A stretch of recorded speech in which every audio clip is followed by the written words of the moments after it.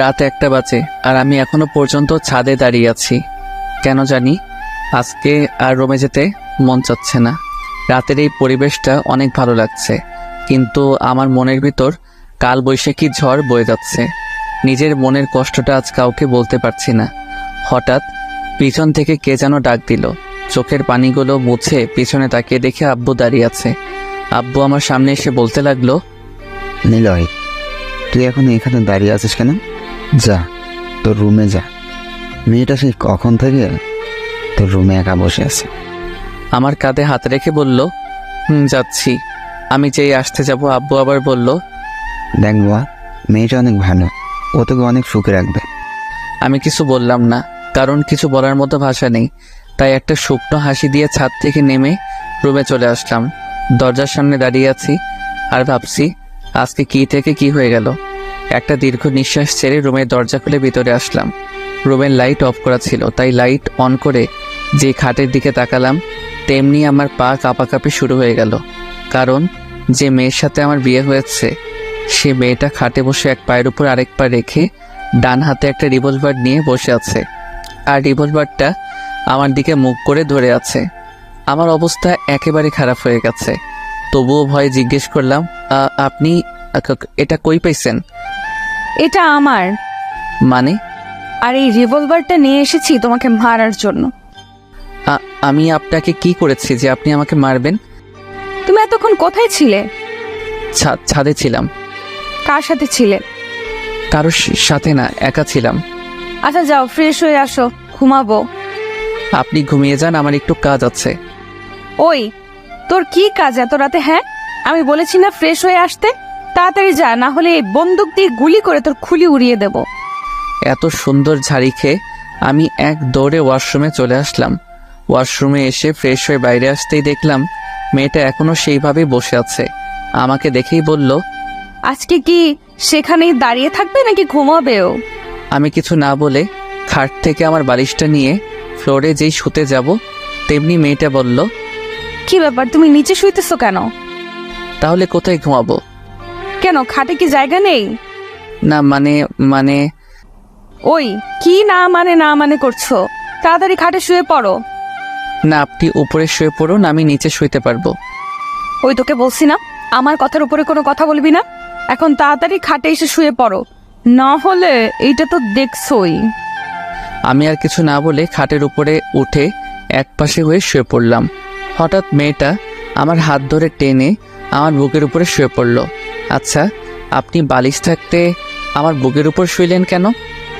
এখন থেকে তোমার বুকটা আমার বালিশ। এখন থেকে এখানেই ঘুমাবো। কেন, তোমার কোনো সমস্যা আছে? না, কোনো সমস্যা নেই। কিছু সময় নিরাপত্তা পালন করে হঠাৎ আমি বললাম, আপনাকে একটা প্রশ্ন করি। বলো। আপনার নাম কি? মেয়েটা আমার বুক থেকে মাথা তুলে ড্যাব ড্যাব করে তাকিয়ে বলল, তুমি কি আমার নাম জানো না? না। আমার নাম জান্নাতুল হাসানুল রোজা। অনেক সুন্দর নাম আপনার। আচ্ছা, আপনি আমার থেকে কয় বছরের বড় হবেন?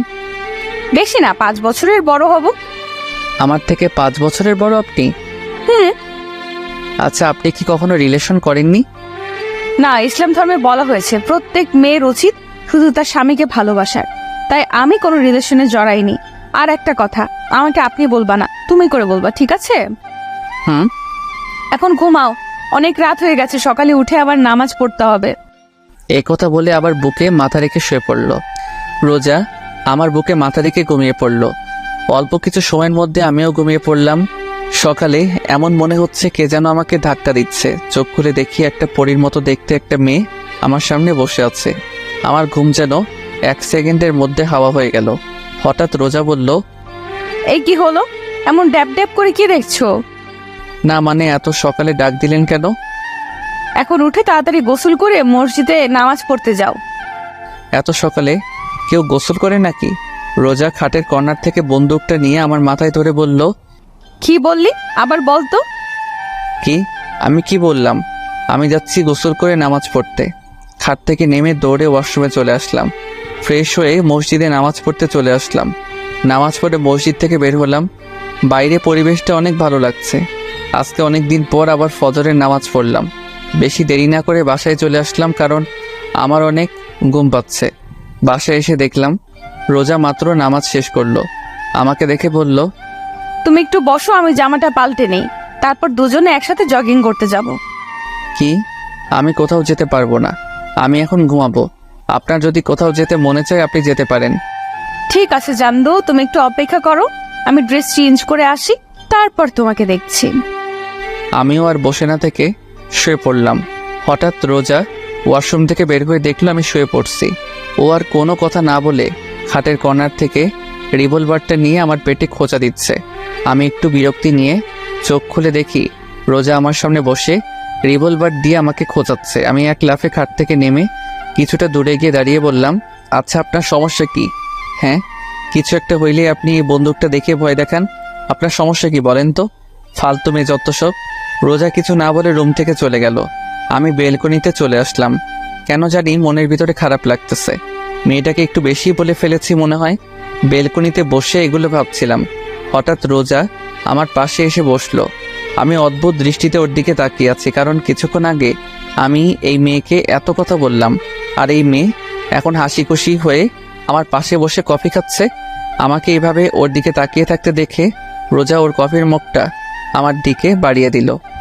নাও, তাড়াতাড়ি কফিটা খেয়ে নাও, না হলে ঠান্ডা হয়ে যাবে। না, আমার এখন কফি খাওয়ার মুড নেই। ওই তোরে খাইতে কইছি না, তুই আমার উপরে আবার কথা বলতেছিস কেন?